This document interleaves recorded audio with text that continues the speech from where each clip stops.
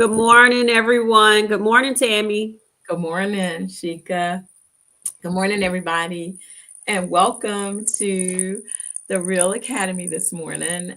For anyone joining us brand new, my name is Tammy Taylor, and I am with my partner, Dr. Shika Houston, and we come to you each Saturday morning as a part of the Fantastic Four professional development offering with Principal Hart, who just signed off from his broadcast at 10 o'clock this morning. Then we're on here at 10:30, and following us will be Principal Kafele. And then on tomorrow evening, we have Unlock the Middle. But we're here to support you and pay forward those things that we know are important for leaders, for teachers, for parents, to ensure that we are providing our students with the best learning opportunities possible. So we come to you each week and offer our expertise on those things that we know we can do to support those things happening. We see folks are joining us, and we'd like to say good morning, everybody. Thank you guys for joining. We are so excited to have you all this morning. Good morning for Ms. Brooks. We're super excited that you have joined us. And Melissa is with us this morning. Good morning again. Principal Hurt, awesome job this morning as always. Love hearing you go through those reports that help us to make sure that we are level setting with our teachers in the schools for NWEA. And Shika said that you do an incredible job with getting that done. So thank you, thank you, thank you. We have this morning, good morning, Miss Dot McKeever Jeter. Thank you so much for being with us this morning. And we have Demetrius Scott on with us so far. Again, we want to thank you guys so much for joining and being a part of what we do each Saturday morning. And again, if you're new, thanks for joining, and please join us each morning on Saturday from 10:30 until 10:55. We're sandwiched between two giants. Principal Hertz on at 10, and at 10:55, Principal Kafele comes on. So we are very, very thankful for the opportunity to have this space to share with you all. We are looking forward to having you all with us for today, as we're going to be concluding some of the discussion that we had on last week. Yes, you are right, Melissa. Principal Hurt gave out some fire this morning, amazing information. And we thank you so much, Principal Hurt, for sharing, because you are helping so many schools to move that academic needle. And I love seeing that. So thank you very much. We are getting fed through. Shika's feeding us through. So we'll get started in just a few minutes. Okay, guys? I'm finished. Good Okay. morning, everyone. And thank you, Tammy, for greeting everyone and providing the introduction. And as Tammy stated, we are continuing our conversation from last week. We ran out of time, but the tragedy that took place in Texas, we really just wanted to provide a safe space for everyone to be able to really take a look at what we're doing with safety, because definitely it has to be our number one priority, especially as leaders. Nothing can happen in a building if people are not safe, if they don't feel safe, and we're not getting them back to their homes the same way that they came in. So our hearts go out to the families. It's been hard to process, honestly, especially when there's so many young children involved, and how these families have been impacted. Just really tragic. But what we've seen is a lot of people posting, of course, because that's how people are processing things. Some people are talking about arming staff members. Some are talking about officers needing more training. And honestly, that was a real conversation that I had with our director of safety. We really can't have school resource officers who honestly, this is their first time being in a situation where they may have a fatality. We can't wait to see if they're going to freeze up, or that was the conversation we were having, and he agreed with me. Good morning, Principal Kafele. Hey, Brother Family. And it's good that we have a great relationship where he does take what principals say very seriously and hears our lens. So it's great that we have that, and I hope that that exists in other places where your directors of security who may not have that school background but have a law enforcement background does have those open conversations and dialogue. And that's great about Dr. Carter. He's always willing to hear from the He is. practitioner's perspective what we think is best for the safety of the students in our schools. Definitely. And of course, more of a focus on safety. Just having that on the agenda, your safety moment, something you've learned from safety checks. We were even talking about adding that to our district level rounds when we go around, adding safety as a component to that. Communicating with parents more, and from a parent's perspective, we talk a lot about the parents. The first reaction is to come to the school, and even when things are happening with my children at school, that is the first reaction. We had like a really bad storm here not too long ago, and that was the first thing I told my husband. I said, "Should you go get the girls?"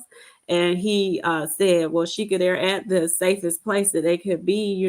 School is safe for a storm because of the structure of the building." I said, "Yeah, he was right, but that's your first instinct. You want to make sure your children are safe." But we do have to have those open dialogues with parents as well to help them feel secure about the safety that we're providing for their children. And I think one way, though, that we are going to, as administrators, have to revisit all that is when we are going through our safety plans, because now is the time for us to Mm-hmm. revisit those and make sure that these things that we put on paper, although they make sense as you've written them and you are planning for them, are actually things that can be done, or Right. things that in a crisis don't cause someone to freeze or panic, because they Mm-hmm. really are just good on paper. So I think one of the things that we'll have to do in order to bring the parents on board is to be very clear about what those steps are, because one of the things, and this is something that you and I had talked about before, um, reunification is a really big thing, and Mm-hmm. it's not going to happen on the site of any emergency. But because parents don't always know that, the instinct for them is to come to where this is happening. But if we could help them to understand that really what we're going to need you to do is be at this place, because Mm-hmm. this is where we're going to get your kids safely to, as soon as we possibly can. And I think just those conversations during SIC meetings and Mm-hmm. PTO meetings, and like for my communication plan, I think I'm going to add a safety component. I think that's going to be a part of the weekly updates where we Mm-hmm. do something on safety every time there's communication with the parents. That's awesome, Tammy. And some districts have even gone through that process with parents, a reunification drill, to really go through that with parents for them to see how that would look, make them feel comfortable with it. Mhm. So all of those would be great to add. And one thing we wanted to make sure that we got to, just trying to find some really real solutions for schools. We found a YouTube video where in Oklahoma they have started to, and I think this was long before this incident took place. These have been in existence. Something called safe rooms, and I've only learned about safe rooms from movies where they have been for more affluent people. I don't come from an affluent background, so we don't have a safe room in our home, but they have these safe rooms that could be built into a classroom that are bulletproof. They don't just use them for protection from school shootings, but they also use them for tornadoes, any type of thing that is taking place at a school. So we haven't looked into how much these cost, but we wanted to share the information. If people feel like this is a solution that could work at your school or even at your child's school, where you could advocate to have these installed, we really just wanted to pass on the information and make sure that we're providing real solutions that will work to keep children safe, because we definitely don't want to see anything like what has happened in Texas happen anywhere else. And we don't want people to leave our profession because they don't feel like they can be safe or that they can keep children safe. Yeah, and that's a heavy burden. I saw where Demetrius Scott said that Principal Kafele had said we need to take long, hard looks at those plans, and we do have Mm-hmm. to really take a look at them, and not just us. We have to make that such a natural part of the culture in the school that all of us are on the same page and we all take safety as seriously as the administrator, who is the ultimate person responsible. Exactly. And we definitely have to make them user friendly as well, because people are not going to read massive safety manuals that look like dissertations. We have to make it really user friendly, something that people could easily access and then know how to put it into action by continuing to visit it. But I'm going to play this video. It's only a minute. For some reason, I don't hear the sound. Do you hear it, Tammy? I don't. Okay, let me reshare it then. Okay.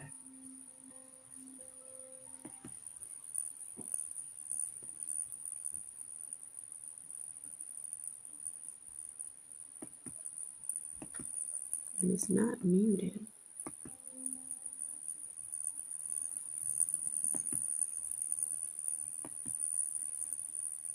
Okay, Tammy, if you could let me try to get this fixed right quick. Okay, yeah, go ahead. And when while you're doing that, that gives me the opportunity to just share one of the things that you said before that I think is super important is that practicing of what we do in a drill. And one thing that we were able to do in coordination with our director of safety this year for the Mm-hmm. simulations that we had in the spring, I actually had the kids to do a rehearsal for if something really truly were to happen, Mm-hmm.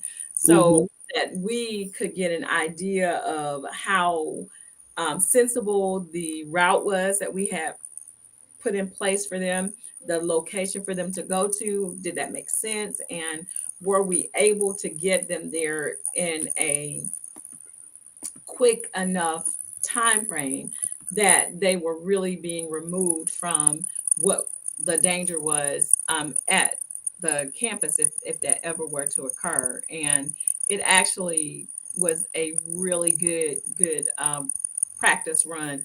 And I think this year Dr. Carter said that we're going to do both the drills that way, and we're going to actually do the location again, which I think is a good thing for our school. I think that is a great practice too, Tammy. Thank you for sharing that. I think I've gotten it fixed. Okay.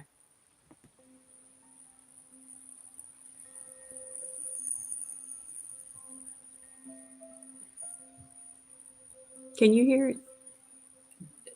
Very barely.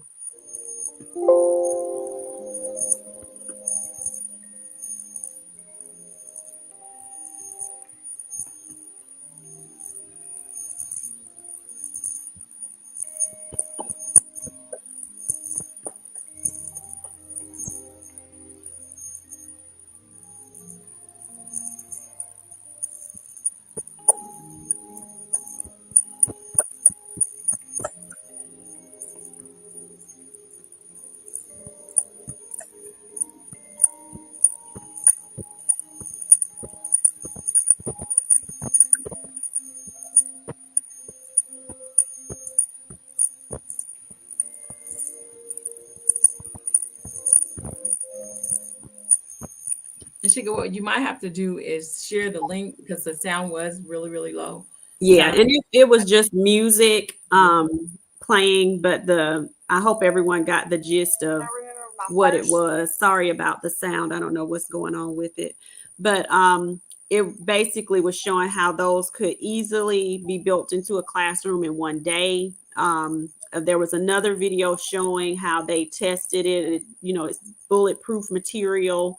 The only thing that we will have to look into is the cost, but I definitely think it is a real solution that could make children, families, educators feel safe. And that's what we were after, something that, is a real solution to try to put some of this to bed. And one thing that Dr. Carter always tells us is, those locked doors are key. Locked doors to the outside of your buildings, locked doors to your classroom are really important. But adding this safe room could be another measure just in case anybody infiltrates past those safety measures, those locked doors. Definitely. So thank you all. We hope that this has been, something that you will look into. If I know that Melissa said that they do have these safe rooms in Oklahoma, and I may even reach out to some of those schools to see how effective they have been. But what is showed in the video, they don't just use them for active shooter drills or anything. It's for tornadoes.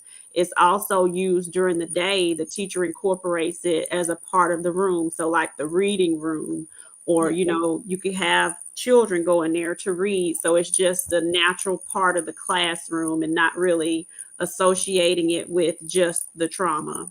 And I That, think that's a good part of the equation for teachers. It would make them feel so much more comfortable because it won't be something that the kids automatically have a traumatic thought about when the time for them to enter comes, mhm, because this is a place that is not just associated with, oh, this is something that we're doing because we're in distress, but this is the reading nook, and this is also where we can go in and have literature circles or whatever it is that you're doing. And I think that would help with the anxiousness that happens in an event when the children don't know what's going on, because I think I shared with you the day that we had the weather situation. We were sheltered in place because it was a really long storm that just kind of hovered mhm. over the area. We were down there for about 45 minutes, and that stresses kids out because Yeah. they know that it's not a drill when you have been through your drills and your drill takes all of 7, 8 minutes, and you're there for this extended period of time. So the kids get anxious. And Mhm. that's one of the things that we want to make sure that we're always keeping at the forefront of our minds what we can do to make anything that happens more comfortable for the children and the staff, because they are in the middle of whatever this situation happens to be, even if it's weather. We want to be conscious of what's going on in the minds of our children, because that can be traumatizing, as you said before. Definitely. That was that day I was sending Jerry to get the girls when it was that really bad storm that we were all involved in. Mr. Scott makes a good point about faculty and staff also wearing their badges and making sure that, people identify themselves. And that was something that we would always talk to our staff about. If you don't see anyone coming down the hallway that you do not recognize, if they don't have on that yellow badge, we had a yellow badge that people would sign in, visitors that was, on them directly. Don't be afraid to stop people and say, hey, excuse me, were you able to check in at the office? I didn't see your visitor's badge. And then if they, don't respond or something, to contact the office or whatever your safety protocols are. But that is important to It really is. include as well.